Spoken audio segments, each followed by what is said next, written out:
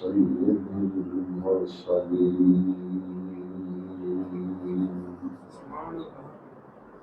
وعلى آله وأصحابه أجمعين. أما بعد فأعوذ بالله من الشيطان الرجيم. بسم الله الرحمن الرحيم. شهر رمضان الذي أنزل فيه القرآن. صدق الله مولانا العظيم. إن الله وملائكته يصلون على النبي يا أيها الذين آمنوا صلوا عليه وسلموا تسليما. الصلاة والسلام عليك يا سيدي يا رسول الله وعلى آلك وأصحابك يا سيدي يا خاتم النبيين.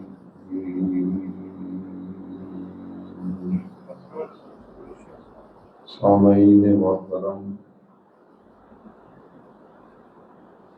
مدینہ مسجد میں نماز تراویح میں قرآن مجید کی منزل سماعت کرنے کا اہتمام کیا گیا، اور آج اس رحمتوں اور برکتوں والے مہینے کی 29ویں شب کو قرآن مجید کی منزل مکمل ہوئی۔ تکمیل منزل کے موقع پر ختم قرآن مجید کا اہتمام کیا گیا، اور ہمیں اللہ رب العزت نے اس مبارک محفل میں حاضر ہونے کی توفیق عطا فرمائی۔ میں سبھی میں قلب سے دعا گو ہوں کہ اللہ تبارک و تعالی مسجد کے تمام نمازی جنہوں نے تراویح میں قرآن مجید کی منزل سننے کا اعزاز حاصل کیا، اور وہ حافظ صاحب جنہوں نے تراویح میں قرآن مجید کی منزل سنائی، اور جن دوستوں نے، جن احباب نے قرآن مجید سننے سنانے کا اہتمام کیا، ان تمام حضرات کو اللہ سبحانہ و تعالی اپنی شان کرم کے لائق سب کو جزائے خیر عطا فرمائے۔ یہ رحمتوں والا مہینہ ہے جو آغاز سے لے کر اختتام تک اس مہینے کا ایک ایک لمحہ، ایک ایک ساعت، ایک ایک گھڑی بڑی ہی باعظمت ہے، اس لیے کہ اس ایک مہینے میں اللہ کریم نے اتنی برکتیں رکھی ہیں، اور اس مہینے کو اتنی فضیلت عطا کی ہے کہ میرے پیارے نبی کریم علیہ السلام نے فرمایا، اگر لوگوں کو علم ہو جائے، لوگوں کو پتہ چل جائے، معلوم ہو جائے کہ اس ایک مہینے میں کتنی برکت ہے، کتنی خیر ہے، تو لوگ تمنا کریں، خواہش کریں کہ کاش سارا سال ہی رمضان شریف رہے۔ اتنی برکتیں اس مہینے میں رب کریم نے رکھی ہیں، اور پھر اجر کے اعتبار سے سال کے 11 مہینوں میں اگر ایک فرض ادا کیا جائے تو ایک فرض کی ادائیگی کا ہی ثواب ملتا ہے، لیکن اس ماہ عظیم میں اور ماہ مبارک میں ایک فرض کی ادائیگی جو ہے وہ 70 فرضوں کے برابر ہے، اور پھر نفلی عبادت اور مستحبات کا اجر اتنا بڑھ جاتا ہے، باقی 11 مہینوں میں اگر ایک نفلی نیکی کی جائے تو وہ ایک نفلی نیکی ہی شمار کی جاتی ہے، لیکن اس عظیم مہینے میں ایک نفلی نیکی کی جائے تو اس کا ثواب پورے فرض کے برابر ہوتا ہے۔ اس مہینے میں اللہ تعالیٰ اجر بڑھا دیتا ہے، اور پھر حدیث شریف میں موجود ہے کہ نبی کریم صلی اللہ علیہ وسلم نے اس مہینے کو صبر کا مہینہ قرار دیا۔ حضور نے فرمایا ہوا شہر الصبر، یہ صبر کا مہینہ ہے۔ پھر ارشاد فرمایا ہوا شہر المواسات، یہ غم خاری کا مہینہ ہے، یہ ہمدردی اور غم خاری کا مہینہ ہے اور صبر کا مہینہ ہے۔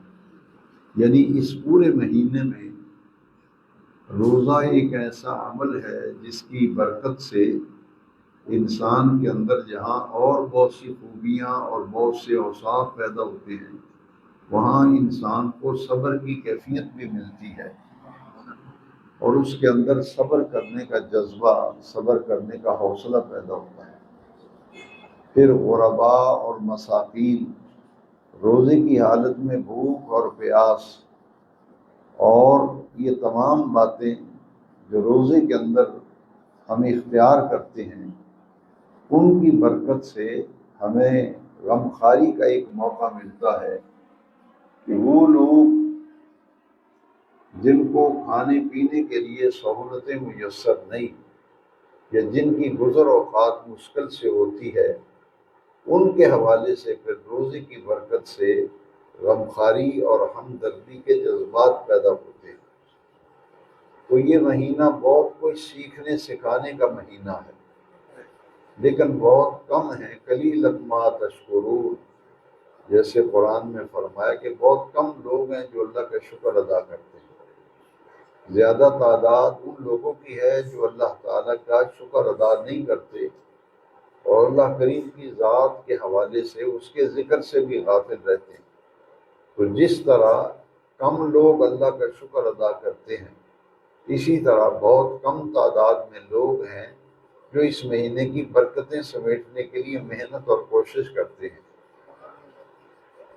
یہ مہینہ ہمیں بہت کچھ سکھانے کے لیے آتا ہے، جیسا کہ ایک حدیث شریف میں اس مہینے کی برکات کا جب ذکر کیا تو نبی کریم علیہ السلام نے فرمایا کہ رمضان شریف ایسا مہینہ ہے جس کے پہلے حصے میں رحمت ہے، اولہ رحمت و اوسطہ مغفرۃ و آخرہ عتق من النار، پہلے حصے میں رحمت ہے، دوسرے حصے میں مغفرت ہے، اور آخری حصہ جہنم سے آزادی کا ہے۔ تو یہ ساری چیزیں، ان کا تعلق سیکھنے سے ہے کہ ہم سیکھیں کہ ہر آدمی کو اللہ کی رحمت کی طلب ہے، ہر آدمی اللہ کی رحمت کا محتاج ہے۔ تو اس کو جس طرح اس مہینے کے پہلے عشرے میں اللہ کریم نے رحمت رکھی ہے، اور اس رحمت کو پانے کے لیے کوشش و محنت مسلمان کرتا ہے، تو پورا سال اللہ کی رحمت کو پانے کے لیے اس کوشش اور اس محنت کو جاری رکھنا چاہیے۔ اور اس کے لیے جو دعا ہے پہلے عشرے کی، جو پہلے عشرے میں بڑی توجہ سے پڑھی جاتی ہے، تو رمضان شریف ہمیں یہ سکھلاتا ہے کہ یہ دعا پورا 11 مہینے جو بقایا ہیں اس میں بھی انہیں ان دعاؤں کو اپنی دعاؤں میں شامل کیا جائے اور حصہ بنایا جائے۔ رب اغفر وارحم وانت خیر الراحمین، اس میں اللہ کی رحمت بھی طلب کر رہے ہیں، اللہ کی بخشش بھی طلب کر رہے ہیں۔ لہذا یہ بہت کچھ سکھانے کے لیے آتا ہے مہینہ، صبر بھی ہے، شکر بھی ہے، اور غمخواری بھی پیدا ہوتی ہے۔ اسی طرح حضور نبی کریم صلی اللہ تعالیٰ علیہ وسلم نے اس مہینے کی 2 عبادتوں کے حوالے سے جو اجر ہے وہ بیان فرمایا، کیونکہ رمضان شریف کو اگر اوقات کے حوالے سے دیکھا جائے تو جن کے اوقات کی ایک عبادت ہے اور ایک عبادت جس کا تعلق رات کے ساتھ ہے، تو ایک دن کی عبادت اور ایک رات کی عبادت۔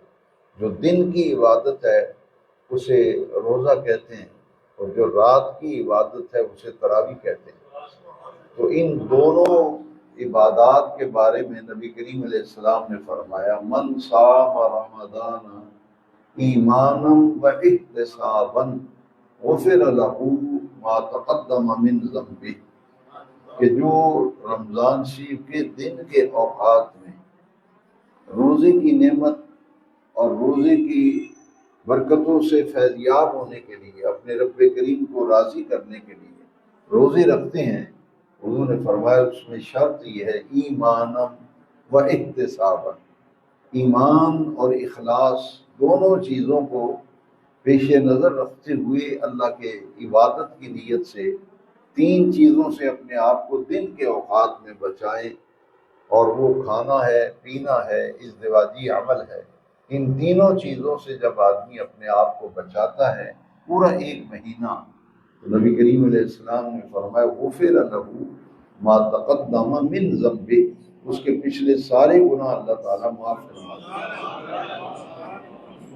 اس طرح جو رات کی عبادت ہے وہ ہے تراویح، اس کے لیے حضور نے قیام کا لفظ استعمال کیا، من قام رمضان ایمانا واحتسابا غفر له ما تقدم من ذنبه، جس نے ایمان اور اخلاص سے رمضان شریف کی راتوں میں قیام کیا، غفر له ما تقدم من ذنبه، اس کے پچھلے سارے گناہوں کو اللہ تعالیٰ معاف فرما دیتا ہے۔ اور پھر آپ جانتے ہیں آج جیسا کہ رمضان شریف کے آخری عشرے کی آخری طاق رات ہے، 29ویں شب آج ہمیں میسر آئی، تو حضور نے فرمایا آخری عشرے کی طاق راتوں میں لیلۃ القدر کو تلاش کرو۔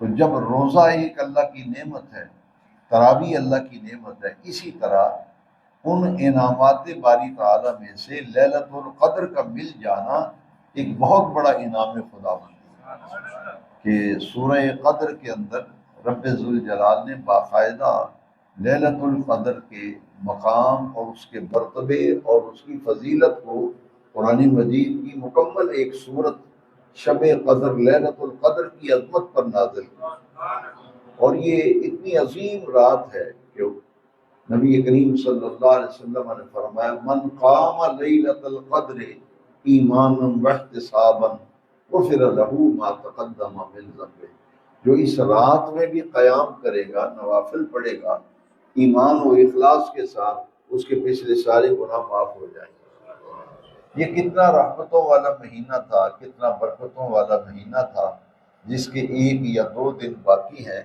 اور اگر کل چاند نظر آتا ہے تو کل آخری دن ہوگا، اور پرسوں پھر عید الفطر ہوگی، اور اگر کل چاند نظر نہیں آتا تو پھر ایک روزہ اور ہوگا۔ لیکن یہاں بھی اللہ کریم نے بڑا کرم کیا، اور خود نبی کریم صلی اللہ علیہ وسلم نے فرمایا، ایک سال ایسا آیا حضور کی ظاہری حیات طیبہ میں کہ 29 رمضان شریف زیادہ آئے اور ایک رمضان شریف 30 کا آیا تھا۔ حضور کی ظاہری حیات طیبہ میں جتنے رمضان، کل 9 رمضان شریف آئے تھے روزے کی فرضیت کے بعد، ان میں سے ایک رمضان شریف جو ہے وہ 30 کا ہوا تھا، باقی سارے رمضان 29 کے ہوئے تھے۔ تو جب پہلا رمضان شریف کا مہینہ 29 کا ہوا تو صحابہ کرام آپس میں گفتگو کر رہے تھے کہ اگر ہمیں ایک روزہ اور مل جاتا، 29 پہ عید ہو گئی ہے، ایک روزہ اور ملتا ہمارے 30 پورے ہو جاتے۔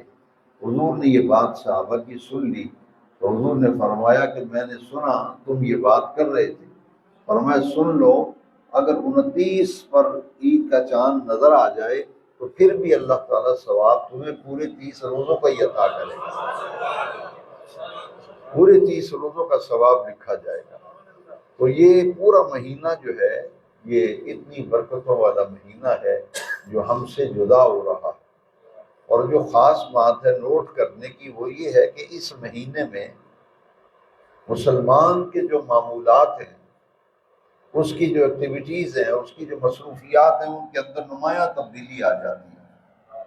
وہ کیسے؟ جو گہری نیند کا وقت ہے، جو سونے کا وقت ہے، یہاں تک کہ مریض آدمی ہو جس کو رات بھر نیند نہیں آتی، سحری کا وقت وہ ہے جس وقت اس کی بھی آنکھ لگ جاتی ہے۔ تو یہ تو بھائی نیند کا وقت ہے، سکون کا وقت ہے، آرام کا وقت ہے۔ لیکن کبھی غور کیا آپ نے کہ اس وقت مسلمان کے گھر میں چہل پہل ہوتی ہے، چہل پہل ہوتی ہے، سحری کا انتظام و اہتمام کیا جا رہا ہوتا ہے۔ اور اس میں جو اصل بات سمجھنے کی ہے وہ یہ ہے کہ یہ وقت بڑا نورانیت والا ہے۔ اس وقت کھانے پینے کی کیا ضرورت تھی؟ اس وقت کیوں کہا کہ سحری ضرور کیا کرو؟ تسحروا فإن فی السحور برکۃ۔ نبی کریم علیہ السلام نے فرمایا سحری ضرور کیا کرو کہ سحری میں اللہ کریم نے بڑی برکت رکھی۔ اس کے پیچھے ایک بہت بڑی لاجک ہے، وہ کیا ہے؟ وہ یہ ہے کہ یہ وقت اتنا قیمتی وقت ہے، اتنا نورانی وقت ہے، اتنا روحانیت کا وقت ہے کہ اس وقت اٹھ کر جو کھایا پیا جاتا ہے اس وقت اللہ تعالیٰ کی رضا کے لیے کھا پی رہے ہیں، روزہ رکھنے کی نیت سے کھا پی رہے ہیں، لہذا یہ کھانا پینا بھی عبادت تصور ہوگا، اور اس وقت میں جو کھایا پیا جائے گا وہ نورانیت اور روحانیت کا باعث بنے گا۔ دراصل اللہ سبحانہ و تعالیٰ بتانا یہ چاہتے ہیں کہ یہ دیکھو یہ مہینہ اور اس کا یہ وقت، یہ تو دعاؤں کا وقت ہے، یہ تو عبادت کا وقت ہے، سو سارا سال ہم اسے غفلت میں گزار دیتے ہیں۔ یہ بتایا گیا کہ ایک مہینے میں جو اٹھنے کی عادت ہوگی یا تمہیں کھانے کی عادت، پینے کی عادت، روزہ رکھنے کے لیے اٹھے ہو تو کبھی کبھی پھر اپنے رب کو منانے کے لیے بھی رات کو اٹھا کرو۔ یہ ہے دراصل سحری عطا کیے جانے میں یہ حکمت ہے۔ اور اس میں حضور نے فرمایا کہ تسحروا فإن فی السحور برکۃ، کہ سحری ضرور کھایا کرو، سحری ضرور کیا کرو، اس کے کھانے میں بھی اور سحری میں بھی اللہ کریم نے بڑی برکت رکھی۔ یہ ایک ڈسپلن ہے، ایک نظم و ضبط ہے۔ دیکھیے آپ، ایک وقت ہے جس پہ سحری کا اختتام ہوتا ہے۔ اسلام جو ہماری تربیت کرتا ہے اس میں ہمیں نظم و ضبط سکھایا جاتا ہے۔ وہ نظم و ضبط اور ڈسپلن کیا ہے کہ ادھر دیکھیے جب سحری کا وقت ختم ہو رہا ہے تو ہم کھانا بھی چھوڑ دیتے ہیں، پینا بھی چھوڑ دیتے ہیں، اس سے پہلے پہلے کھا بھی رہے ہیں، پی بھی رہے ہیں، کیونکہ حد بندی کر دی نا بھئی یہ وقت جب سحری ختم ہو رہی ہے تو تمہارا روزہ شروع ہو گیا، اور 3 چیزوں سے اب تمہارا پرہیز شروع ہو گیا۔ 3 چیزوں سے پرہیز ہو گیا۔ جب روزے کا اختتام نہیں ہوا، روزہ ختم ہونے کا وقت نہیں ہوا، سحری ختم ہونے کا وقت نہیں آیا، تو پھر تم افطاری سے لے کر ساری رات کھا بھی سکتے ہو، اور جن چیزوں کو روزے کی حالت میں کرنا منع ہے ان کی اجازت دے دی۔ جیسا کہ ابتدائی اسلام نے رمضان شریف کی راتوں میں بھی اپنی منقوہہ سے ازدواجی عمل منع تھا، رات کے اوقات میں بھی ممنوع تھا، لیکن اللہ کریم نے آسانی فرمائی اور باقاعدہ قرآن مجید میں آیت کریمہ نازل ہو گئی۔ یہ آیت کریمہ میں بیان کیا گیا لیلۃ الصیام الرفث الی نسائکم، کہ اب تمہیں اجازت ہے تم اپنی بیویوں کے پاس رمضان کی راتوں میں جانا، اور ازدواجی عمل اللہ کریم نے آپ کے لیے حلال کر دیا۔ تو یہ حد بندی اسلام قائم کرتا ہے کہ ادھر وقت ختم ہوا ہے، سحری کا اختتام ہوا ہے تو کھانا پینا بھی بند ہو گیا، جو روزے میں ممنوعات ہیں ان سے بچنا ہے۔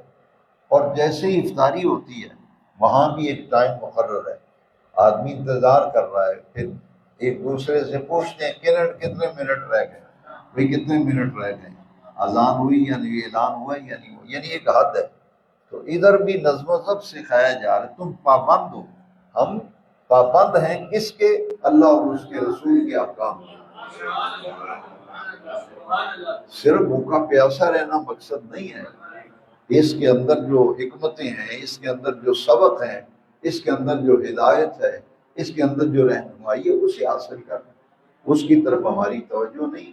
ہم بس یہ سمجھتے ہیں کہ نہ کھایا نہ پیا بس ہمارا روزہ مکمل ہو گیا، حالانکہ اسی آیت میں سورہ بقرہ کی وہ آیت جس میں روزے کی فرضیت کا ذکر ہے، اس میں آپ دیکھیں نا کہ روزے کی فرضیت کا ذکر کرنے کے بعد پھر روزے کی مقصدیت کو بیان کیا کہ روزہ کیوں فرض کیا گیا۔ صبح صادق سے غروب آفتاب تک 3 حلال چیزوں سے تمہیں کیوں بچایا جا رہا ہے، اس کا مقصد بیان کیا۔ یا ایھا الذین آمنوا کتب علیکم الصیام، تم پر روزے فرض کیے گئے، کما کتب علی الذین من قبلکم، جیسا کہ تم سے پہلے لوگوں کے فرض کیے گئے، لعلکم تتقون، تاکہ تمہارے اندر تقوی آئے، تمہارے اندر پرہیزگاری آئے۔ تو مقصدیت ہے کہ تقوی ہمارے اندر پیدا ہو۔ وہ کیسے پیدا ہوگا؟ یہاں بڑی قابل غور بات ہے کہ اللہ کریم اگر بچانا تھا تو حلال چیزوں سے ہمیں کہہ دیا کہ کھانا بھی حلال ہے، پینا بھی حلال ہے، اور منقوحہ کے ساتھ ازدواجی عمل بھی حلال ہے۔ بے نظر رب نے تینوں حلال چیزوں کو منع کر دیا ہے کہ بھئی 3 حلال چیزیں ہیں کہ قریب نہیں جانا۔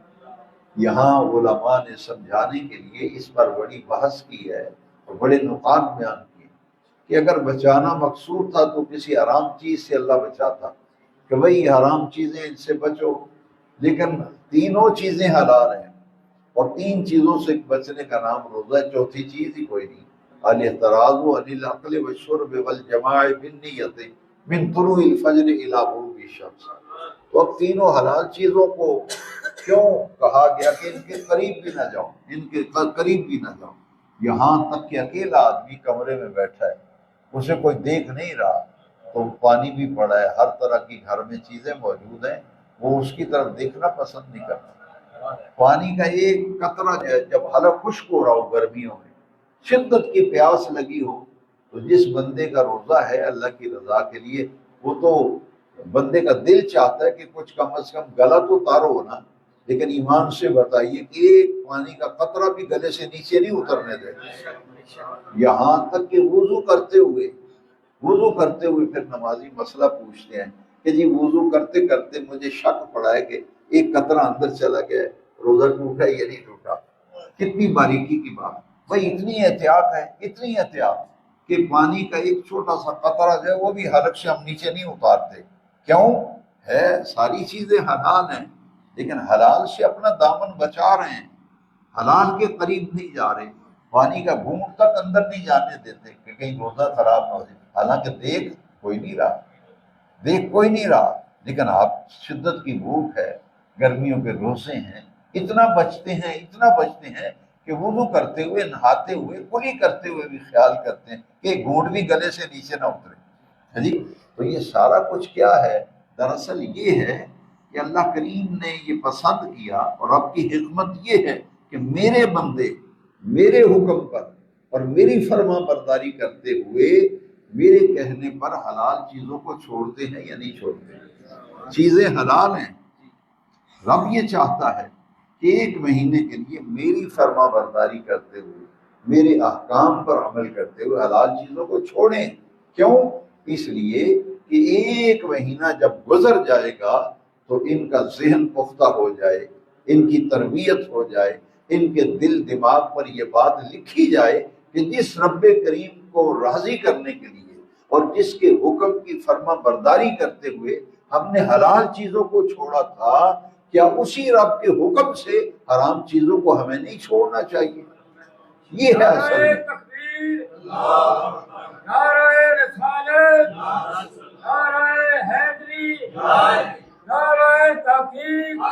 تو یہ دراصل مقصدیت کی طرف ہمیں غور کرنا چاہیے کہ یہ ہے اصل میں کہ روزے کے متعلق یہ تصور کرو کہ اللہ کریم نے یہ پسند کیا کہ میرے بندے اپنی پوری زندگی جب 1 مہینے کے لیے حلال چیزوں کے قریب نہیں جا رہے تو ان کا مراقبہ جو ہے وہ پختہ ہو جائے، ان کی ذہن سازی ہو جائے اور ان کی تربیت ہو جائے کہ اسی رب کریم کی فرما برداری کرتے ہوئے، اسی کے احکام پر عمل کرتے ہوئے اور اسی کی بات مانتے ہوئے جب حلال چیزوں کو چھوڑا ہے تو اسی رب کو مانتے ہوئے پھر حرام چیزوں کو بھی زندگی بھر کے لیے ترک کرنا ہے، زندگی بھر کے لیے چھوڑنا ہے۔ یہ ہے روزے کا مقصد۔ لعلکم تتقون۔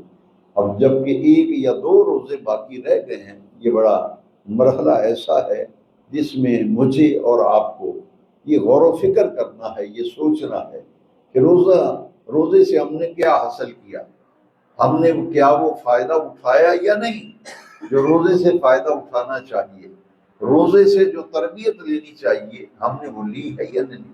یہ ہے طریقہ اصل میں۔ فرمایا لعلکم تتقون کہ روزے کا یہ مقصد ہے کہ تمہارے اندر تقوی آئے، تمہارے اندر پرہیزگاری آئے۔ اور پھر دیکھیے اس رب کریم کا کتنا کرم ہے۔ ہم اللہ کو مانتے ہیں، ایک دانشور نے بڑی پیاری بات لکھی ہے، کہتے ہیں اللہ کو تو سب مانتے ہیں لیکن اللہ کی نہیں مانتے، اور کہتے ہیں کہ نبی کو مانتے ہیں، رسول کریم کو مانتے ہیں، نبی کریم کو مانتے ہیں، لیکن ان کی بات نہیں مانتے۔ تو ان کی بات کیا ہے؟ حضور تو فرماتے ہیں قرۃ عینی فی الصلاۃ، میری آنکھوں کی ٹھنڈک نماز میں ہے۔ پھر حضور فرمائے کہ ایمان اور کفر میں فرق کرنے والا اگر کوئی عمل ہے تو وہ 5 وقت کی نماز ہے۔ صرف رب کو مانتے ہیں، پہ اللہ کو ہم مانتے ہیں، لیکن اس کے احکام کی پیروی۔ اور مسلمان کا معنی کیا ہے؟ سوچے ذرا۔ مسلمان کا اس فارسی میں اس کا معنی ہے گردن نہادن۔ گردن نہادن کا معنی ہے کہ اللہ رسول کے احکام کے سامنے اپنی گردن جھکا دینا۔ اللہ رسول کے احکام کے سامنے گردن جھکا دینا۔ اس لیے مسلمان کا معنی جو میرے نزدیک اس کا معنی ہے اللہ رسول کا فرما بردار۔ اللہ رسول کا فرما بردار، یہ ہے مومن کی زندگی کہ ہمیں فرما بردار بن کے زندگی گزارنی چاہیے۔ اس مہینے میں یہی تقوی ٹریننگ، ہمیں تقوی کی ٹریننگ اور تربیت ملی۔ دیکھیں نا، افطاری کے وقت آپ نے کھجور سے افطاری کی ہے، مختصر افطاری کی ہے، حالانکہ کھانا تیار ہے، پڑا ہوا ہے، لیکن ہم نہیں کھاتے۔ ہم کہتے ہیں بھائی افطاری کرو، سادہ افطاری کر کے بعد جماعت دوڑ لگی ہے کہ مسجد میں جماعت سے نماز پڑھیں، اور ساری نعمتیں گھر میں پڑی ہیں۔ ہم اتنا خیال رکھتے ہیں رمضان شریف میں کہ نہیں بھائی افطاری سادہ کرو، نماز با جماعت پڑھو اور پھر آ کے کھانا کھاؤ۔ تو یہ سوال یہ پیدا ہوتا ہے، میں اپنے آپ سے بھی سوال کروں اور آپ کو بھی دعوت دیتا ہوں کہ چلو آپ غور تو کریں ذرا کہ اس ایک مہینے کے اندر جس لگن کے ساتھ، جس شوق کے ساتھ، جس محنت کے ساتھ ہم اپنے رب کی طرف دوڑے، ہم نے روزے بھی رکھے، سحری بھی ہے، افطاری بھی ہے، تراویح بھی پڑھ رہے ہیں، جماعت بھی ہماری مل رہی ہے، قرآن مجید کی تلاوت بھی ہم کر رہے ہیں، تو باقی 11 مہینے کیا پھر مسلمان بن کے زندگی نہیں گزارنی یا ایک مہینے کے لیے مسلمان بننا ہے؟ کئی جگہ لکھا ہوتا ہے مسجدوں میں، لیکن اس لکھنے کا فائدہ تو مجھے نظر نہیں آیا، شاید آپ کو نظر آیا ہو۔ وہ مسجدوں میں لکھا ہوتا ہے 26ویں 27ویں روزے وہ چٹ لکھ کے لگا دیتے ہیں کہ مسجد سوال کرتی ہے کہ تمہارا یہ تعلق رمضان کے بعد بھی میرے ساتھ رہے گا یا ختم ہو جائے گا؟ وہ لکھنے کی حد تک لکھا ہے، آتا کوئی نہیں۔ میں ذاتی طور پر ایسے نمازیوں کو جانتا ہوں جو سالانہ نمازی ہیں، جو سالانہ نمازی ہیں پکے۔ رمضان شریف آنا ہے تو وہ چہرہ 5 وقت مسجد میں نظر آتا ہے، اور جیسے ہی رمضان شریف ختم ہوا پھر سار وہ جانے دنیا جانے، پھر مسجد کی پرواہ نہیں ہے، پھر جمعے کی پرواہ نہیں۔ ایمان سے بتاؤ کتنے لوگ ہیں جو جمعہ پڑھتے ہیں، کتنے لوگ ہیں جو 5 وقت کی نماز پڑھتے ہیں؟ پچھلے دنوں یہ جو دعوت اسلامی کے امیر ہیں اور بانی ہیں حضرت مولانا محمد الیاس قادری صاحب دامت برکاتہ العالیہ، کسی دوست نے مجھے ان کا ایک موبائل پہ کلپ دکھایا، انہوں نے کہا کہ پاکستان میں 2% نمازی ہیں، یہ ان کا بیان ہے۔ وہ انہوں نے کہا ہے کہ پاکستان میں صرف 2% میں سے 2 بندے نماز پڑھتے ہیں، 98 نہیں پڑھتے۔ انہوں نے کہا کہ 98% بے نماز ہیں پاکستان میں اور 2% صرف نمازی ہیں۔ ڈاکٹر اقبال کو میں نے بہت پڑھا ہے، میں کالج یونیورسٹی میں پڑھتا رہا ہوں، تو میں نے علامہ اقبالیات کو میں نے بڑے غور سے پڑھا ہے۔ ان میں سے ایک اقبال کا شعر ہے کہ میں نے اس مسجد کو بھی دیکھا ہے جس کے متعلق یہ شعر ہے، آپ بھی دیکھ سکتے ہیں۔ واٹی گیٹ سے جب آپ شالم مارکیٹ کی طرف جائیں تو راستے میں دائیں ہاتھ اس طرف ایک اونچی سی جدھر شالمی کو مڑتے ہیں نا، دائیں طرف اونچی ایک مسجد نظر آئے گی چھوٹی، اس مسجد کا نام ہے مسجد شب بھر۔ ایک رات میں وہ مسلمانوں نے مسجد بنا دی تھی، اور رات کو اس لیے بنائی تھی کہ دن کو بنائیں گے تو عدالت سے سٹے لے آئیں گے وہ، تو انہوں نے ادھر عصر کے وقت مسجد بنانی شروع کی، اور صبح کی نماز تک وہ ساری مسجد مکمل ہو گئی تھی۔ اتنا جذبہ تھا کہ سینکڑوں لوگ اس کی تعمیر میں شریک ہوئے۔ تو اقبال ایک دن گزر رہے تھے، گڑی شو میں ڈاکٹر اقبال علیہ رحمہ کا گھر آج بھی موجود ہے، جاوید منزل اس کا نام ہے۔ اسٹیشن سے آپ جائیں نا گڑی شاو کی طرف، تو بائیں ہاتھ آپ کو ڈاکٹر اقبال کی کوٹھی نظر آئے گی، جاوید منزل۔ اب جو ہے وہ اس اقبال گزر رہے تھے، داتا صاحب گئے تھے وہاں سلام کر کے گھر جا رہے تھے، تو ڈاکٹر اقبال نے کہا چلو یہ جو مسجد شب پر ہے یہاں نماز پڑھتے ہیں۔ تو اقبال جب گئے تو وہاں امام صاحب تھے اور 3 نمازی پیچھے کھڑے تھے۔ تو اقبال نے پھر پتہ کیا، نماز پڑھ کے ایک تاریخی شعر اسی مسجد میں بیٹھ کے لکھا۔ اقبال نے کہا کہ مسجد تو بنا دی شب بھر میں، ایمان کی حرارت والوں نے، من اپنا پرانا پاپی ہے، برسوں میں نمازی بن نہ سکا۔ مسجدیں بنانے کا بڑا شوق ہے، بھئی مسجدیں بنا رہے ہیں تو نماز کون پڑھے گا؟ کئی دوست آتے ہیں، اساں جی بڑی سونی مسجد بنائی، ساڑی مسجد آ کے دیکھو۔ اب بھئی مسجد تو دیکھی، بڑی خوبصورت، پتھر بھی ہے، ٹائلیں بھی ہیں، قالین بھی ہیں، اے سی بھی لگے ہیں، سردیوں میں ہیٹر بھی لگے ہیں، وضو کے لیے گرم پانی بھی دستیاب ہے سردیوں میں، پینے کے لیے گرمیوں میں ٹھنڈا پانی بھی میسر ہے، لیکن مسجد بھی آباد ہے، مسجد بھی آباد۔ کہتے ہیں جی دیکھو ایسا کلین لایا ہے، ٹیلاں لائی ہیں، اے سی بھی لگے ہیں، بڑا خوبصورت محراب بھی، میں نے ساری چیزیں ٹھیک ہیں، لیکن ان چیزوں سے مسجد آباد نہیں ہوتی۔ یہ مسجد کی ضرورت ہے، یہ مسجد کی ضرورت ہے کہ نمازیوں کو سہولت ہو، ٹھنڈی ہوائیں دو نمازیوں کو، ہاں جی، سردیاں آ جائیں تو گرم ہیٹر لگاؤ، ہاں جی، گرم پانی بھی ملے پینے کے لیے، یہاں کولر لگے ہوئے ہیں، ٹھنڈے پانی پیتے ہیں، نرم گداز قالین بیچے ہوئے ہیں، بڑا پاکیزہ صاف ستھرا ماحول ہوتا ہے، لیکن ان چیزوں سے مسجد آباد نہیں ہوتی۔ مسجد تو میرے پیارے بھائی آباد ہوتی ہے نمازیوں سے، مسجد آباد ہوتی ہے۔ ہاں، جس مسجد میں نماز، اتنی مسجد کی کتنی صفیں ہیں؟ اس مسجد کی صفیں کتنی ہیں؟ چلو آپ گن لو، ہاں جی، 1 2 3 4 5 6 7، کتنی؟ 8، 7 8 صفیں۔ تو آپ دیکھیں ایک صف نمازیوں کی ہو، چلو میں مان لیتا ہوں، جیسے آج دیکھا ہے تراویح میں 2 صفیں بھی نہیں تھی بولی، اگر دیکھیں نا، چلو مان لو 2 ہی صفیں، اتنی مسجد خوبصورت، پتھر، ٹائلیں، قالین، شیشے لگائے، پیسے بھی دیے، چندہ بھی دیا، سب کچھ دیا، نماز پڑھنے نہیں آئے، نماز پڑھنے نہیں، چندہ دے دیا مسجد۔ وہی تمہاری ضرورت ہے مسجد کو، چندے کی ضرورت نہیں، چندہ بے شک نہ دو، اور نماز تو پڑھو نا۔ اتنا بڑا محلہ ہو، اتنا بڑا، اور نمازیوں کی صرف فجر میں ایک صف بھی پوری نہ ہو۔ بعض مسجدوں میں یہ حالت ہے جہاں کچھ اچھی توجہ ہے لوگوں کی، وہاں تو زیادہ سے زیادہ 2 صفیں ہوں گی، چلو 2.5 ہوں گی، اتنی بڑی مسجد ہے، اتنا بڑا محلہ ہے، تو 2.5 صفیں نمازیوں کو، تو مسجد آباد ہے کہ غیر آباد ہے؟ اسی تسلی دل نو دینے، ساڑی مسجد بڑی آباد ہے جی، 2 صفیں ہونی ہیں ساڑی مسجد پہ، تو باقی کس نے پر کرنی ہے؟ یہ ہے سوچنے کے۔ میلے پہ دیکھا آپ نے؟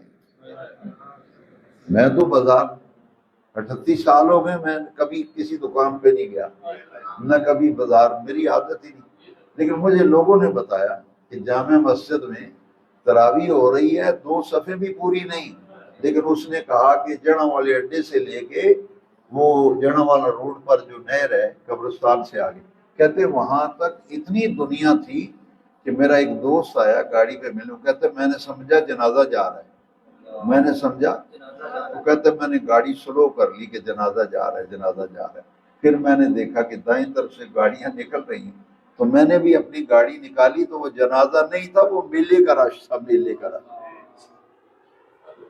کہتے ہیں جی بابا نولک ہزاری رحمۃ اللہ میلے پہ گئے، بھائی انہوں نے تو نماز پڑھی ہے، یہ کام کیا انہوں نے جو تم اور ہم کرتے پھرتے ہیں، تو پھر وہ اس سے بابا نولا ہزاری علیہ الرحمہ خوش ہوں گے یا ناراض ہوں گے؟ وہ کہیں گے بے وقوفوں، میں نے تو کام کیا نہیں جو تم کر رہے ہو، مجھے تو مسجد سے محبت تھی، مجھے تو قرآن سے محبت تھی، وہ تمہارے اندر وہ چیز ہے نہیں، وہ تمہاری یہ کیا ساری چیزیں جو ہیں خرابیاں اور بگاڑ، یہ ہے نفسانیت نے ہمیں اتنا دور پہنچا دیا ہے کہ جن باتوں کو کرنے کی ضرورت ہو ادھر ہماری توجہ ہی نہیں۔ سیدنا ابوالخر نولہ ہزاری عام لوگوں کو نہیں پتا، میں نے ان کے حالات کو تلاش کیا، مجھے بڑا اشتیاق تھا، تلاش بسیار کے بعد مجھے مواد نہیں ملا۔ میں ایک دن لاہور گیا، دیال سنگھ لائبریری ہے وہاں ٹرسٹ لاہور میں، بہت بڑی لائبریری ہے، مجھے خود کبھی نایاب کتابوں کی ضرورت پڑے تو وہ وہاں میں دیکھتا ہوں مل جاتی ہیں، لیکن وہاں یہ شرط ہے کتاب دیتے نہیں، ایشو نہیں کرتے، وہ کہتے ہیں یہاں بیٹھ کے آپ صبح سے شام تک جو لائبریری کا وقت ہے یہاں پڑھتے رہیں، کل پھر آ جائیں آپ کو دے دیں گے، لیکن ہم گھر میں نہیں دیتے، لوگ لے جاتے کتابیں واپس نہیں کرتے کتابیں۔ تو میں تلاش میں نکلا تو اولیاء پنجاب ایک کتاب ہے، اولیاء، اس میں نے دیکھا کہ سیدنا نولہ ہزاری علیہ الرحمہ کے جو حالات تھے، میری آنکھیں کھلی کی رہ گئی۔ میں نے کہا بھی لوگوں کو پتہ ہی نہیں اور مجھے بھی نہیں پتا تھا۔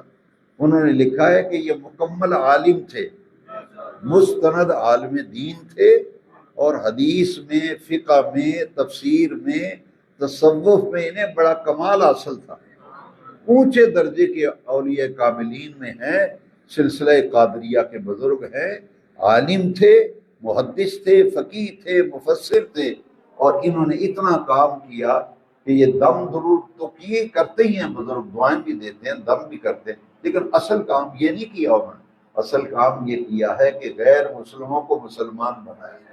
نعرہ تکبیر، نعرہ رسالت، نعرہ تحقیق، نعرہ حیدری، نعرہ غوثیہ، عصمت و شان اولیاء کرام۔ جو ان سے ملنے آتا تھا، مرید ہونے آتا تھا، جو بھی مرید ہونے آتا تھا کہتا تھا کہ میں آپ کا مرید ہونے ہوں، فرماتے تھے مرید تاں کراں گا میرے نے ایک وعدہ کر، میری چٹی داڑھی دی لاج رکھی تے ساری زندگی نماز نہ چھڑی،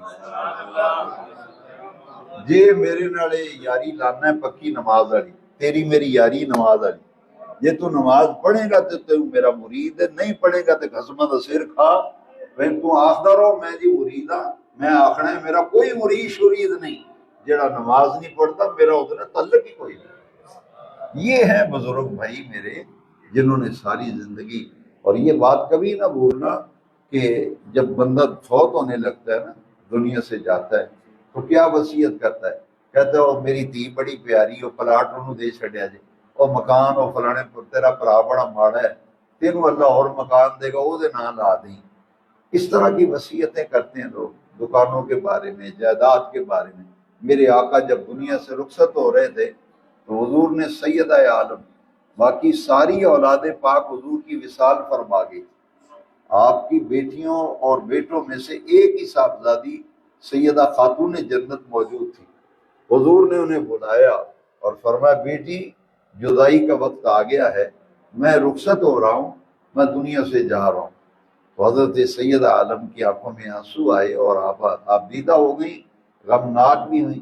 تو حضور نے انہیں فرمایا کہ فاطمہ ذرا بات سنو۔ جب قریب آئیں تو حضور نے فرمایا میرے خاندان میں سے میرے وصال کے بعد سب سے پہلے جو دنیا سے رخصت ہو کے میرے پاس آئے گی فاطمہ وہ تو ہوگی۔ پھر آپ مسکرانے لگی نا۔ حضور نے جو آخری الفاظ فرمائے تھے وہ کیا تھے؟ حدیث شریف میں حضور نے 3 مرتبہ فرمایا تھا الصلاۃ الصلاۃ الصلاۃ، بیٹی نماز، بیٹی نماز، بیٹی نماز، میرے بعد نماز سے جڑے رہنا، میرے بعد نماز کا خیال رکھنا، میرے بعد نماز کی فکر کرنا۔ تو میرے بہت ہی پیارے بھائیوں، مسجد آباد کرنے کے لیے باقاعدہ کوشش و محنت کی ضرورت ہے۔ بزرگوں کا طریقہ یہ تھا کہ جب نماز کے لیے آتے تھے راستے میں جو دوست ملتا، مانے نہ مانے، عمل کرے نہ کرے اس کی مرضی، لیکن ہمارا فرض ہے دعوت دینا۔ وہ فرمایا کرتے تھے کہ آؤ اذان ہو گئی ہے، مسجد میں نماز کا وقت ہے، چلو نماز پڑھائیں۔ اذان ہو گئی ہے، چلو مسجد نماز پڑھائیں۔ اذان ہو گئی ہے، چلو مسجد نماز پڑھیں۔ اور رمضان میں یہی تو سیکھا ہے رمضان میں یہی تو سیکھا ہے، تو سیکھنے کا کیا فائدہ؟ یہ 11 مہینے مسیطیں ہی نہیں پڑھنا پھر. یہ ہے اصل کرنے کا کام. تقریریں، جلسے، ہم ساری رات جلسے کیتے ہیں، قوم جو ہے پیچھے کے پیچھے ہی جا رہی ہے. اس لیے میں نے یہ نتیجہ نکالا ہے اور میں نے یہ تہیہ کیا ہے کہ میں جو زندگی تھوڑی بہت باقی رہ گئی، زیادہ تو گزر گئی، تھوڑی باقی رہ گئی جو ہے نا، اسے کام میں لگا دیں. بس اس کام میں زندگی میں اپنی کھپا دوں گا کہ لوگوں کو کہوں گا کہ آؤ بھائی، سب سے بڑے جو کام ہے وہ تو ہم نے چھوڑے ہوئے ہیں. جس گھر میں 2 چیزیں آ جائیں نا، رب کی رحمت آتی ہے، ایک نماز اور ایک تلاوت قرآن. تو دونوں چیزیں ہی ہمارے گھر میں نہیں. گھروں کے گھر بے نماز ہیں. ذرا سوچیں نا، ہمارے گھر میں ہر نعمت اللہ کریم نے کتنا کرم کیا ہے. اولاد کی نعمت، کاروبار، پیسے کی ریل پیل. ہمارے یہاں ایک کاروباری آدمی ہے، وہ جو بھی اس کا دوست ملتا ہے نا، کہتا ہے بڑے پیسے میرے بینک بھرے، میری جیباں بھریاں. میں کہا بینک بھرے، جیباں بھریاں پر کر نماز کوئی نہیں. دولت اتنی لیکن نماز کوئی نہیں. وہ جیڑی چیز ہونی چاہیے تھی، جیڑی اگے پوچھی جانی جا کے، تو ساڈے کول ہی کوئی نہیں. کیا حدیث میں نہیں ہے کہ قیامت کے دن جب اعمال کا حساب و کتاب ہوگا تو سب سے پہلے جس عمل کا حساب ہوگا وہ نماز. پھر بے نیاز رب نے فرمایا قو انفسکم واہلیکم نارا، خود بھی جہنم کی آگ سے بچو اور اپنی بیوی اور اپنے بیٹوں اور بیٹیوں کو بھی جہنم کی آگ سے بچاؤ. اس آیت کا مطلب سمجھا کیا ہے؟ بیٹی، بیٹے اور بیوی کو نمازی بنانا خاوند کی ذمہ داری ہے. بیوی کو نمازی بنائے، بیٹی بیٹے کو نمازی بنانا دونوں کی ذمہ داری ہے، ماں کی بھی اور باپ کی. تو ماں باپ آپ نہیں پڑھیں گے تو پھر اولاد کیسے پڑھے گی؟ اولاد کیسے پڑھے گی؟ ایک بچہ چھوٹا سا، اس نے مجھے بتایا کہ میرے ابا نے میرے بڑے بھائی کو کہا کہ بیٹا نماز پڑھا کرو. تو میرا بھائی کہتا ہے ابا جی تسی تے آپ پڑھ دے نہیں، سانو آتے نماز پڑھو. آپ تسی پڑھ دے نہیں، سانو آتے پترا نماز پڑھیا کرو. میں نے کہا کہ خود پڑھیں گے تو اولاد دیکھے گی ماں باپ نمازی ہیں، اولاد پہ اثر ہوتا ہے، اولاد پہ اثر ہوتا ہے. دیکھتے ہیں ہمارے گھر میں نماز کا ماحول ہے، روزانہ قرآن سے کھلے ماحول ہو گھر میں. یہ ہیں اصل میں کرنے کے کام. یہ مہینہ اللہ کریم نے ہمیں اسی لیے دیا تھا کہ زندگی بدلو، اپنے اندر تبدیلی لاؤ، ماحول کو بدلو، خیر و برکت. یہ خوش نصیبی ہے کہ عام مسجدوں میں کہتے ہیں کہ صورتوں سے ہی تراویح سے گزارا کرو. وہ جی ساڑھے کو نہیں منزل سنی جاتی، منزل نہیں سنی جاتی، کھرونا بڑا پہنتا ہے. تو عام مسجدوں میں کہتے ہیں کوئی یار حافظ لے آؤ جڑا صورتاں نال پڑھا دے تو چلو 20-25 منٹ ہی تراویح تے پڑھ کے فارغ ہو جائے. تو یہ جس مسجد میں قرآن سنایا جاتا ہے نا، وہ پکے نمازی، پیڈے نمازی نے، وہ آدھے نہیں یار پاویں کھلونا پہنتا ہے، حافظ لے آؤ، زندگی کا پتہ نہیں، سال قرآن تے سن لیے، اگلے سال پتہ نہیں ہونا ہے کہ نہیں ہونا. کنے نمازی سن جڑے پچھلے سال ساڑھے نہ پڑھتے سن، اج وہ خبراں وچ پے. تے کیڑی گارنٹی کوئی انشورنس کرا کے لے آئے کہ جانا ہی نہیں، دنیا تو رہنا اتنے ہی. تو کی پتہ کس ویلے دم پورے ہو جان. ایک ایک لمحہ غنیمت جانیا کرو، ایک ایک لمحہ غنیمت، پتہ نہیں یہ وقت آنے. دیکھو نا، تسی کروڑوں روپے کسی بندے نو دیو، کروڑوں روپے، انہوں آکھو جڑا ٹائم لنگ گیا واپس لے آ کے وہاں نہیں لیا. وہ جڑا گزر گیا ہے وہ تے واپس نہیں ہونا. تے کیوں نہ پھر جڑا گزر گیا ہے انہوں چھڑیے کہ وہ تے گزر گیا. ہن جڑا ٹائم ہے ہن یا آن والا ہے، یہ دے متعلق تے سوچیے نا. تسی تے میں رل کے سوچیے بھئی یار جڑا ٹائم رہ گیا جڑا ہے یہ کو تو فائدہ اٹھائیے نا، کچھ کر لیجیے نا. ہر کام ہی تسی اوور ٹائم لا دیو. ہاں جی، فیکٹریاں بھی آدھے جی میں اوور ٹائم لانا میرے اننے کو بن جاندے. بھائی ہر کام میں اوور ٹائم ہے تے دین بھی تسی نسن دی کوشش کر دیں. آدھے ہو چٹکاری نے ٹائم بہت لے لیا، یہ مولوی نے آج ٹائم بڑھا لیا. یار جمعہ دیکھو نا جی آج ظلم نہیں ہو گیا، 15 منٹ لیٹ ہو گیا، آج 10 منٹ لیٹ ہوتے اوور ٹائم لاتے ہو کہ اور مال آوے، جیب اور بھرے. تے یہ ٹائم اوور ٹائم لاؤ گے تے یہ جیبا نہیں، یہ تے تھوڑا ذخیرہ آخرت جمع ہونا. مرحبا مرحبا. یہ چیزاں سوچن والیاں نے، انہاں چیزاں تے غور کرن دی لوڑ ہے. ਤੁਸੀਂ ਆਂਦੇ ਚਲੋ ਉਡੀਕ ਲਈਦਾ ਵੀ ਦੁਕਾਨ ਤੇ ਬੰਦ ਕਰਨ ਦਾ ਟਾਈਮ ਹੈ, ਹੋ ਗਿਆ ਹੈ। ਤਾਂ ਹੋ ਸਕਦਾ ਹੈ 15-20 ਮਿੰਟ ਹੋਰ ਬਹਿ ਜਾਵਾਂ, ਤਗੜਾ ਗਾਹਕ ਆ ਜਾਏ। ਸਾਰੇ ਦਿਨ ਦਾ ਜਿਹੜੀ ਕਮੀ ਬੇਸ਼ੀ ਉਹ ਗਾਹਕ ਨੇ ਪੂਰੀ ਕਰ ਦੇਣੀ। ਕਈ ਦੋਸਤ ਮੈਨੂੰ ਦੱਸਦੇ ਨੇ ਕਿ ਸਾਰੇ ਦਿਨ ਇਸ ਮੈਂ ਜਿੰਨੇ ਵੱਟੇ ਨਾ, ਉੱਠਣ ਲਗਾ ਤੇ ਅੱਲਾ ਨੇ ਗਾਹਕ ਭੇਜ ਦਿੱਤਾ, ਉਹ ਜਿੰਨੇ ਕਮਾਏ ਸਨ ਉਹ ਦੂਣੇ ਲੈ ਕੇ ਜੇਬ ਵਿੱਚ ਲੈ ਕੇ ਆਇਆ ਕਰ। ਮੈਂ ਕਿਹਾ ਪਤਾ ਲੱਗਾ ਵੀ ਇੱਥੇ ਵੀ ਮਸੀਤੇ ਵੀ 10-15 ਮਿੰਟ ਬਾਅਦ ਬਹਿ ਜਾਈ ਤੇ ਕਿਆਮਤ ਕੋਈ ਨਹੀਂ ਆ ਜਾਂਦੀ, ਰੱਬ ਦੀ ਰਹਿਮਤ ਹੋ ਜਾਂਦੀ। ਪਤਾ ਨਹੀਂ ਕਿਹੜੀ ਗੱਲ ਤੇ ਰੱਬ ਖੁਸ਼ ਹੋ ਜਾਂਦਾ। ਗੱਲ ਜ਼ਹਿਨ ਸਾਜ਼ੀ ਦੀ ہے, ਗੱਲ عمل دی ہے۔ اللہ تعالیٰ اس مسجد نو قیامت تک آباد رکھے۔ تے افضل صاحب نو اللہ جزائے خیر دینا ہے ٹائم مینوں آکھیا ہے تے میں انہاں نو نہ نہیں کر سکتا۔ وہ آندے پیار والا جی ہے، یہ آئے میرے کو، میں کہا جی میں حاضر ہو جانا، سفارش نال لے آئے۔ میں کہا ضرور تھوڑی سی سفارش۔ شیخ جی برفی والے انہاں کہ تگڑے پیسے والے بندے نے تے مولوی پیسے والے دی گل منتے نے۔ انہاں کہ جی بندہ تگڑا لگی۔ میں کہا جی میرے تواڈے نال ہی پیار ہے، تسی کسی سفارش دی ضرورت ڈائریکٹ مینوں ملیا کرو، کسی نوں نہ آکھیا کرو۔ اور میں سگوں آبادار ہوں کہ تسی دوسرے بندے نوں لے آؤ، میرا تواڈا اپنا پیار بڑا ہے، تسی آپ ہی آیا کرو، مینوں آ کے آکھیا کرو جی ایک کام کرو، کام میں کراں گا انشاءاللہ۔ دیکھو نا میں آیا، میں 2-4 قیمتی گلاں قرآن حدیث دیاں دین دیاں سکھائیاں، انہیں مجمع وچوں اگر 2-4 بندیاں دے ذہن وچ گل بہ گئی، انہاں اگے لوکاں نوں بھی دسیا بھی راتی مدینہ مسجد بیان ہویا ہے، اے گلاں انہیں راتی آکھیاں نے۔ ایمان نہ دسو میرا تو پھر کم بن گیا کہ نہیں؟ تے جے کوئی عمل کر لے گا تو میرے واسطے صدقہ جاریہ بن گا۔ اللہ تعالیٰ اس مسجد نو آباد رکھے، اور خوبصورت جویں مسجد ہے، پیاری مسجد ہے، ماحول بڑا اچھا ہے، انتظام بڑا سونا ہے۔ میرا یہ دل ہے اللہ تعالیٰ اسانو سارے نو توفیق دے، اسی رل کے انو آباد کریے۔ اتنے نماز پڑھن آئیے تو گلی وچ انتظار کرنا پے، جگہ کوئی نہیں۔ مزہ تے پھر بندہ مسیتے آئے تو آ کے یار ٹائم نال آنا سی، آیا تے اتنے 5 وقتہ نماز وچ رش ہونا چاہیے۔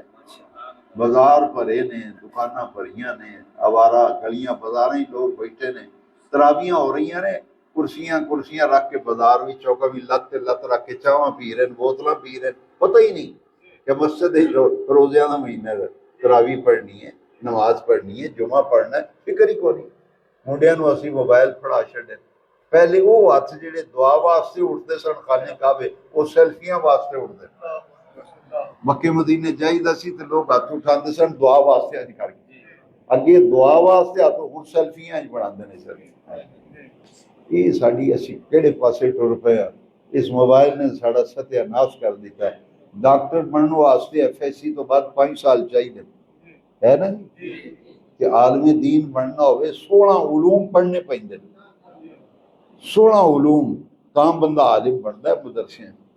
تے ڈاکٹر بننے واسطے 5 سال، ماپے فیساں لکھاں روپیہ ڈاکٹراں دی فیساں مہینہ جڑے بچے پڑھتے ہیں۔ تے مصیبت نہیں پھر آ گئی، جڑا جاہل علم کو دا جنہوں نہیں پتا، وہ موبائل سامنے رکھ کے آتا ہے آج آپ کے لیے میں ایک ایسا مسئلہ لے کے آیا ہوں۔ وہ نہ پڑھیا نہ انہوں پتا، انہوں قرآن شریف ناظرہ پڑھ نہیں ہوتا، تے منڈیاں دا بیڑا غرق ہو گیا، آندے جی وہ موبائل تے سنیا، جی موبائل تے سنیا، وہ موبائل تے سنیا۔ اچھا میں کہ تو اے مینوں آندا نا میں قرآن بھی پڑھیا تے مینوں کو سمجھ بھی آتی۔ یہ تینوں کنے آکھیا وہ موبائل جڑی چیز آ جائے وہ حق ہوندی، وہ اللہ رسول دا فرمان ہے۔ تباہی ہے، یہ کو بچو ہمیشہ۔ جس طرح تسی سنیا نا نیم حکیم نیم ملنا، وہ جڑا پڑھے ہی نہیں تو اتنے ایمان دا خطرہ ہی۔ تے ڈاکٹر پڑھے ہی نہ ہوئے، ڈاکٹری انہیں 5 سال ہے، اتنے ویکھو نا مصیبت ہے۔ جڑا ڈسپینسر ہے وہ بھی لکھتا ہے ڈاکٹر، جڑا بچارا ماپے کس گئے بچے نو ڈاکٹر بنا کے پیسے بھی دے کے تے وہ 5 سال انہوں بھی آتے ہیں ڈاکٹر صاحب۔ تے جڑا ان پڑھ بندہ جڑا صرف ختم پڑھ سکتا ہے، قل یا ایھا الکافرون، تو اگے انہوں پتہ ہی کھ نہیں، وہ ختم پڑھا لو دے کو، جنازہ پڑھا لو، بچہ جب میں کان بانگ پڑھ دے گا تو مر گیا تو تھوڑا جنازہ پڑھا دینا، انہوں اگے دا نہ پیچھے بندیاں دے علامہ صاحب، ہر بندہ ہی تے علامہ بن گیا۔ مصیبت نہیں آ گئی؟ وہی ہر بندے دی ڈگری چیک کرتے ہو تسی، ڈگری تو بغیر ڈاکٹر لگتا ہے؟ یہ محکمہ ایسا ہے اتنے ڈگری دی لوڑ ہی نہیں، اتنے آواز دی لوڑ ہے، یہ معیار ہے سارا۔ میں صرف اصلاح واسطے کرنا، ورنہ مینوں کی تسی جو مرضی رکھو، جو مرضی کرو۔ کہنے دا مقصد ہے کہ ہر چیز دا معیار ہے۔ سجنا دین بھی تو معیار بھول گئے، یہ آندا جی ساڈے قاری دی آواز بڑی چنگی، تو آواز تے لگا ہے، علم وہ کول ہے نہیں، تیرا بھی بیڑا غرق کری جاندہ ہے، لوکاں دا بھی بیڑا غرق کری جاندہ ہے۔ اس واسطے مستند عالم دین جنہیں پڑھیا ہوئے اور عبور ہوئے، 16 علوم پڑھے ہوں، وہ دے کول بندہ مسئلہ پوچھے یا وہ دی گل سنے تے پتہ لگے نا۔ ہر بندہ ہی آندا ہے میں آج ایک ایسی بات آپ کے لیے لے کے ہن دیکھو نا، اتنی گناہ دی بات ہے، آندے نا آج میں آپ کو ایسا وظیفہ بتاؤں گا، صبح سے پہلے آپ کے گھر دولت دروازے پہ دولت آپ کے پاس آ گئی۔ کو اے وجہ نبی پاک نے فرمایا بے پڑھو تو پیسے نہ بوری بھری آ جائے گی تھوڑے، پھر تباہی نہیں انٹرنیٹ دی، تو تسی وہی وظیفہ کرن لگ پہ جو وظیفہ ہو جڑا نبی پاک نے دسے، وظیفہ ہو جڑا قرآن۔ یہ اپنی اصلاح کرو، بچیاں بھی سمجھاؤ کہ جنہیں لایا گلی وہ دن اڑی چلی، تباہی نہ پھیلاؤ، آخر مرنا بھی رب نے بارگاہ وچ پیش کی جواب دیاں گے۔ اس واسطے اصلاح دی بڑی ضرورت ہے۔ آؤ مستند عالم دین، باوقار عالم دین، جنہوں ویکھیاں بھی جنیاں گلاں سنیاں دل گواہی دے کہ بھئی یہ پڑھیا لکھیا بندہ ہے، گل صحیح کردا ہے، او دے تے اعتماد کرو۔ جڑا پڑھے ہی نہیں تباہی مچائی جاندہ ہے، غلط مسئلے دسی جاندہ ہے، لوگ انٹرنیٹ سن کے۔ کوئی ایسا وظیفہ نہیں بوری پیسے دی سویرے گھر آ جاندی ہوئے۔ نبی کریم واسطے مولا علی تو فاقے سن گھر وچ، فقر علی مشہور نہیں، مولا علی دا نام تاجدار فقر۔ انہاں نہیں آکھیا پہ میں تسبیح کراں سویرے پیسے دی بوری گھر آ جائے گی۔ تباہی مچائی پئی ہے جی، تہاڈی جڑی محبوبہ تہاڈے قدماں چ آ جائے گی، پڑھو وظیفہ، شاموں پہلے شادی ہو جائے گی، تباہی پھیلاتی۔ آخرت تو فکر کرو، یہ گلاں سوچن والیاں، دل دکھ ہے۔ قرآن تے آئے ہدایت واسطے، قرآن کتابیں ہدایت، یہ چو رہنمائی ملتی، یہ چو رحمت ملتی، یہ چو شفا ملتی۔ دوستو دو چیزاں نہ چھڑیا جی زندگی بھر، ایک قرآن ایک نماز۔ ساڑھے نبی پاک نے قرآن شریف دے بارے فرمایا دو چیزاں انہاں وچ رب نے شفا بھی رکھی، انہاں وچ رحمت۔ حضور نے فرمایا جی تم شفا چاہیے یہ دو چیزاں اپنے اوپر لازم کرو۔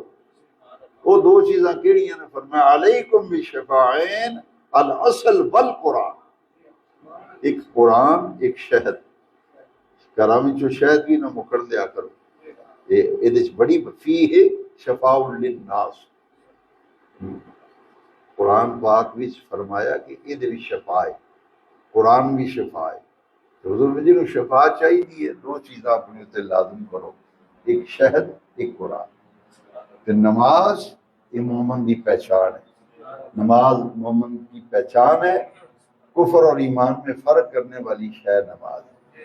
ہم اسی گھراں وچ ماحول بنائیے، قرآن شریف روزانہ کھلے، نماز پانچ ٹائم پڑھی جائے، خیر ہی خیر، برکت ہی برکت۔ اللہ اس مسجد میں ختم قرآن ہویا ہے، اللہ پاک سن والوں سنان والوں انتظام کرنے والوں اللہ جزا دے۔ وآخر دعوانا